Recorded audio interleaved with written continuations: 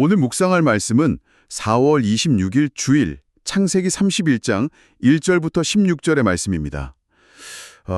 20년입니다. 야곱이 그 외삼촌 라반의 집 하란에서 버텨낸 고단한 종살이의 시간이 무려 20년이죠. 네, 참 긴 시간입니다. 오늘의 본문에 의하면 바로 이 시점에서 야곱의 인생을 완전히 뒤흔드는 아주 결정적인 전환점이 찾아오게 됩니다. 네, 아주 중요한 대목이죠. 사실 하나님의 은혜로 야곱이 거부가 되었지 않습니까? 그런데 놀랍게도 그 엄청난 축복이 세상적인 차원에서는 아주 치명적인 위기를 불러일으키게 됩니다. 맞습니다. 본문 1절을 보면 그 라반의 아들들이 야곱을 향해서 아주 극심한 질투를 터뜨리는 장면이 딱 나오거든요. 그렇죠.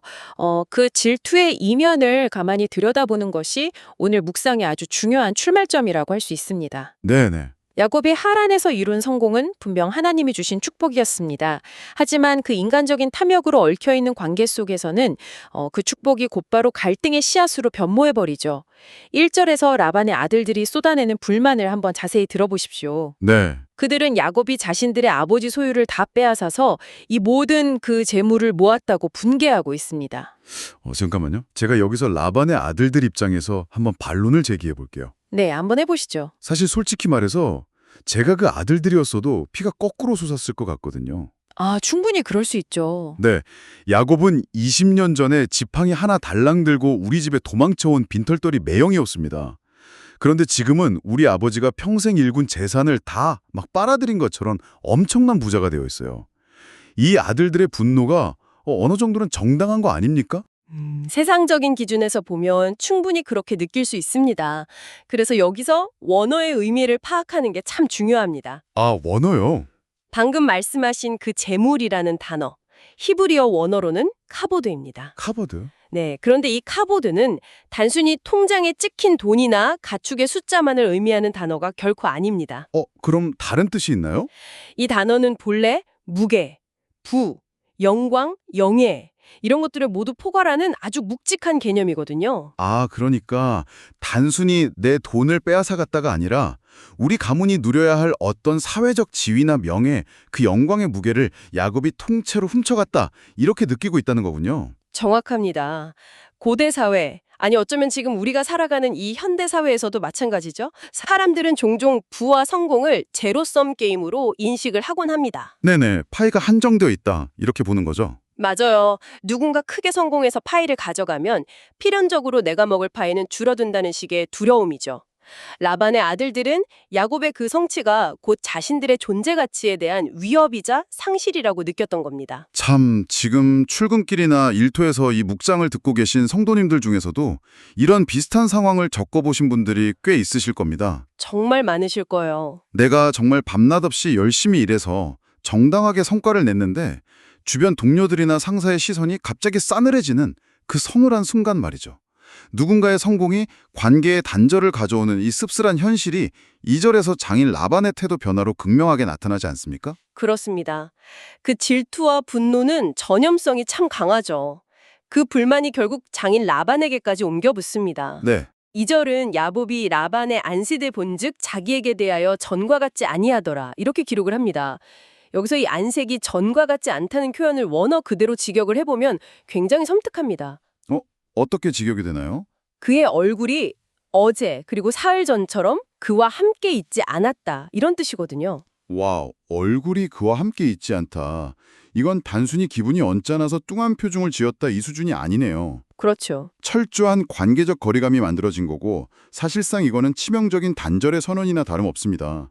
20년 동안 비록 철저히 계산적인 관계였을 망정 유지되어 오던 그 최소한의 결속마저 완전히 탁 끊어진 거잖아요. 맞습니다. 보호막이 완전히 사라진 벼랑 끝 상황인 셈이죠. 그런데 우리가 여기서 주목해야 할 가장 경이로운 사실이 하나 있습니다. 네, 무엇입니까? 인간의 얼굴이 나를 철저히 외면하고 그 세상의 호의가 거두어지는 바로 그 절망적인 압박의 순간에 하나님의 말씀이 떨어졌다는 것입니다. 3절 말씀이군요. 하나님께서 야곱에게 네 조상의 땅, 네 족속에게로 돌아가라. 내가 너와 함께 있으리라. 이렇게 명령하십니다.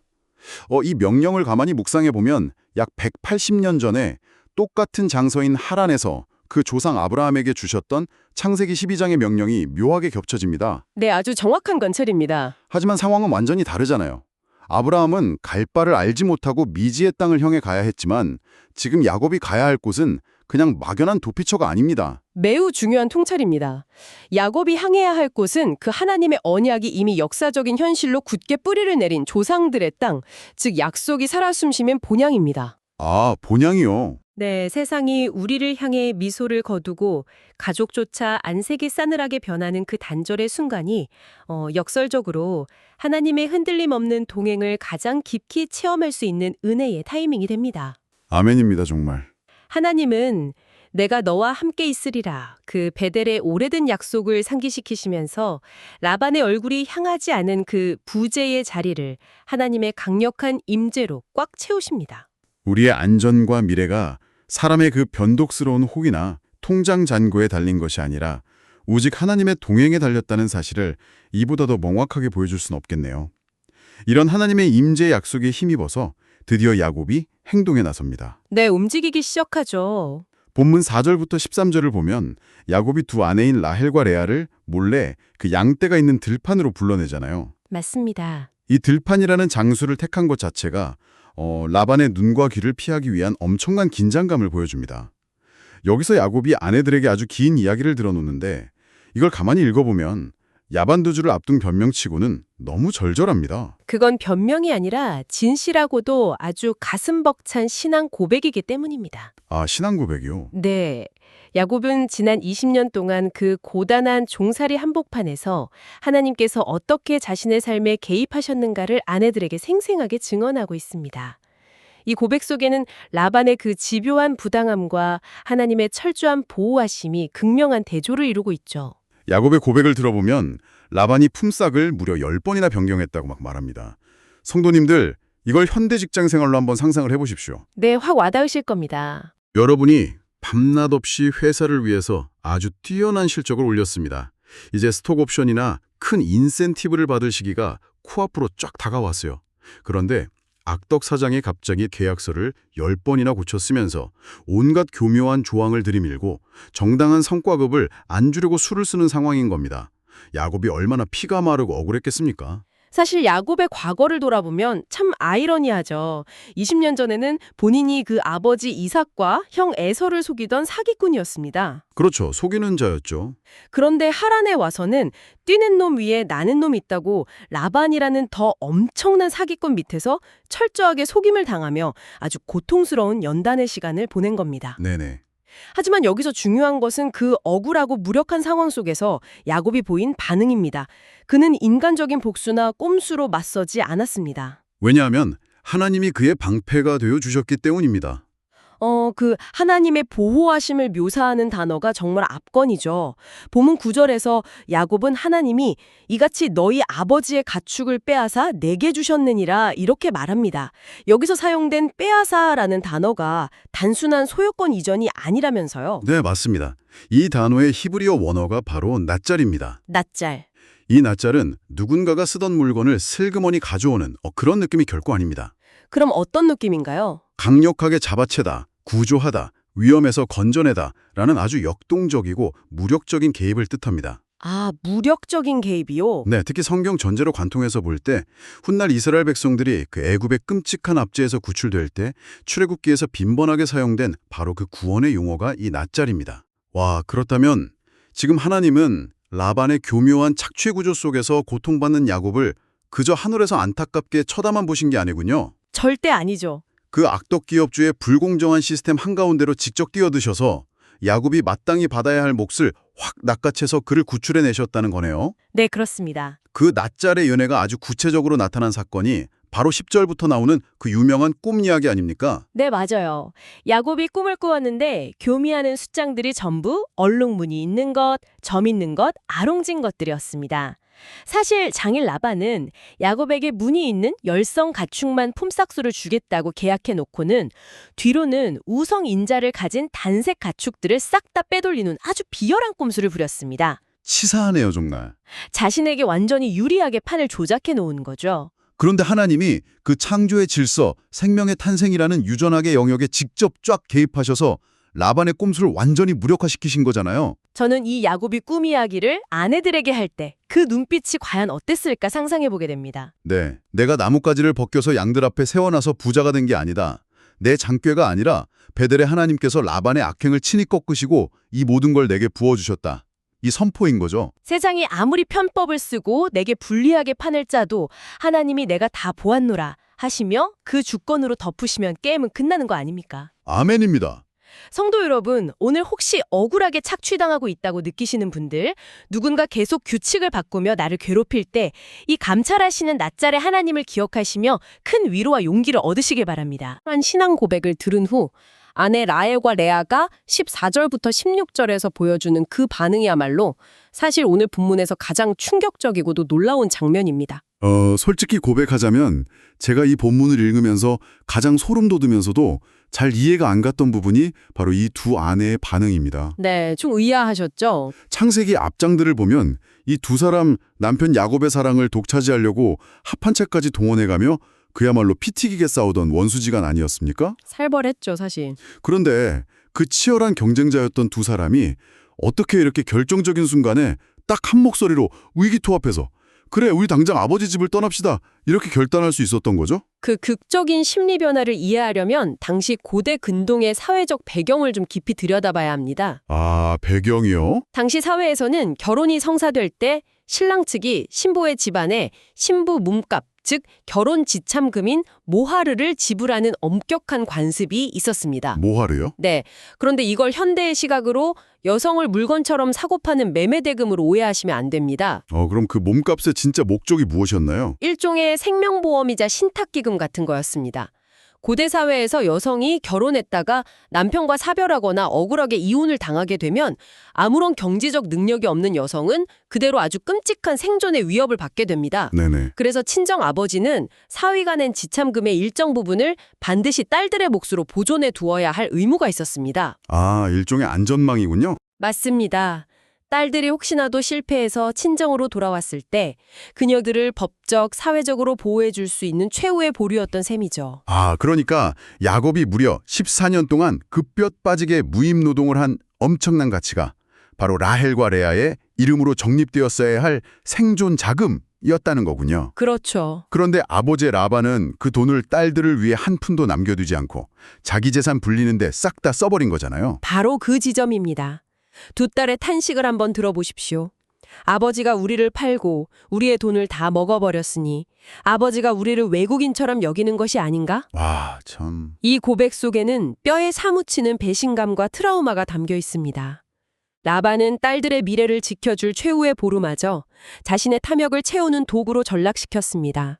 가장 가까운 혈육인 육신의 아버지가 자신들을 가족이 아니라 오직 이익을 창출하기 위해 거래하는 이방인, 즉 타인처럼 취급했다는 그 끔찍한 깨달음. 그 지독한 상처가 남편을 두고 질투하던 두 자매를 하나로 딱 묶어버린 겁니다. 참. 자매끼리의 경쟁심마저 산산조각 내버릴 만큼 아버지의 영적인 무감각과 탐욕이 폭력적이었군요. 가족이라는 이름으로 자행된 그 철저한 착취를 깨달은 순간 그들은 하란에 대한 모든 미련을 단호히 끊어낼 수밖에 없었겠네요. 그럴 수밖에 없었죠. 그런데 저는 이 대목에서 라헬과 레아의 결단이 단순히 상처받은 감정이나 아버지에 대한 괘씸죄 때문만은 아니라는 사실에 아주 깊은 감명을 받았습니다. 16절에서 이들이 하는 고백을 보면 정말 영적으로 성숙해졌다는 걸 느낄 수 있어요. 맞습니다. 16절을 보면 이들은 이렇게 고백을 합니다. 하나님이 우리 아버지에게서 취하여 가신 재물은 우리와 우리 자식의 것이니 이 짧은 문장 안에 엄청난 신학적 선포가 들어 있습니다. 신학적 선포요? 지금 이 여인들은 억울하게 빼앗긴 돈을 돌려받았다고 쾌재를 부르는 게 결코 아닙니다. 또한 남편 야곱이 머리가 좋아서 부자가 되었다고 남편의 능력을 칭송하지도 않습니다. 그 물질을 취하여 가신 주체가 장인 라반도 아니고 남편 야곱도 아니라 오직 하나님이심을 정확히 직시하고 있는 거네요. 그렇습니다.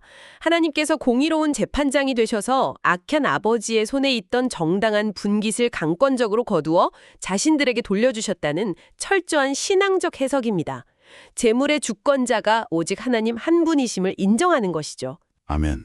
고대 사회에서 혈육인 아버지의 보호라는 우산을 박차고 나간다는 것은 말 그대로 목숨을 건 엄청난 모험입니다. 하지만 이들은 불안한 감정이나 소문에 휩쓸리지 않았습니다. 야곱이 전해준 베델의 하나님에 대한 신앙 고백을 딱 듣고 썩어질 세상의 질소를 과감히 끊어내기로 결단한 것입니다. 성도 여러분, 이 라헬과 레아의 모습이 우리에게 던지는 도전이 너무나 크지 않습니까? 우리가 삶을 살아가면서 참 가장 어려운 것 중 하나가 익숙한 것과 결별하는 일입니다. 비록 나를 착취하고 상처 주는 환경일지라도 그것이 내 가족의 테두리이고 20년 동안 내가 뿌리내린 하란이라는 익숙한 세상이라면 차라리 거기에 안주하고 싶은 것이 우리의 얄팍한 본성입니다. 맞아요. 하지만 하나님이 떠나라고 말씀하실 때 육신의 정의나 세상의 알량한 안정감이 주는 환상을 끊어내는 것, 그것이 참된 영적 독립입니다. 참된 영적 독립? 두 아내는 이제 하나님이 당신에게 이르신 일을 다 준행하라며 남편의 믿음에 전적으로 동참합니다. 네네. 아버지의 집이 주는 세상적 유익과 상처의 사슬을 동시에 팍 끊어내고 미지의 길이더라도 하나님의 말씀이 가리키는 베델을 향해 발걸음을 내디딘 이 위대한 결단은 오늘 익숙한 세상의 가치관과 타협하며 살아가는 우리에게 무엇을 버리고 어디로 향해야 할지를 참 명확하게 제시해 줍니다. 그렇습니다. 말씀이 증언하듯이 오늘 본문은 야곱 한 사람을 넘어서 우리 모두를 향한 거룩한 부르심입니다. 세상의 제로섬 게임 속에서 질투와 단절을 경험할 때, 규칙을 바꾸며 나를 착취하려는 세상 속에서 무력감을 뼈저리게 느낄 때 우리는 기억해야 합니다.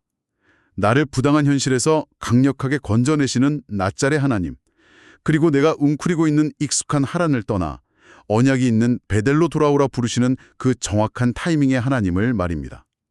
성도님들의 삶 속에서도 익숙한 죄의 자리, 상처 주지만 놓지 못했던 세상의 가치관들을 과감히 끊어내고 약속의 땅을 향해 담대히 발걸음을 내딛는 귀한 영적 결단이 일어나기를 간절히 소망합니다. 자비로우신 하나님 아버지, 오늘 야곱이 20년의 고단한 하란 생활을 마치고 마침내 약속의 땅을 향해 일어나는 말씀을 깊이 묵상하게 하시니 참으로 감사합니다. 세상의 탐욕이 우리의 숨통을 조이고 가장 가까운 이들의 안색마저 차갑게 변하는 위기의 순간에도 정확한 타이밍에 임재하셔서 내가 너와 함께 있으리라 약속하시는 하나님의 음성을 듣게 하여 주시옵소서. 라반의 억압과 교묘한 속임수 속에서도 야곱을 철저히 보호하시고 그 환난 한가운데서 건져내시는 낫잘의 은혜가 오늘 부당한 현실 속에서 억울하게 눈물 짓는 주의 백성들에게도 동일하게 임하게 하여 주시옵소서. 우리가 세상의 편법에 맞서 인간적인 꾀나 복수심으로 대응하기보다 우리의 모든 수고를 감찰하시는 하나님, 베델의 하나님만을 굳게 신뢰하며 우리의 자리를 성실히 지켜내게 하옵소서. 또한 간절히 기도하옵기에는 라헬과 레아가 육신의 아버지가 주는 세상적 유익의 환상과 깊은 상처의 사슬을 끊어내고 하나님의 말씀을 조차 단호히 결단했던 것처럼 우리 역시 익숙한 하란에 안주하려는 죄성을 버리고 헛된 세상의 가치관에 얽매이지 않으며 약속의 땅을 향해 담대히 떠나는 참된 영적인 독립을 이루게 하여 주시옵소서. 비록 그 길이 낯설고 두려울지라도 우리의 모든 걸음을 세밀하게 섭리하시고 끝까지 동행하여 주시는 예수님의 이름으로 기도합니다. 아멘.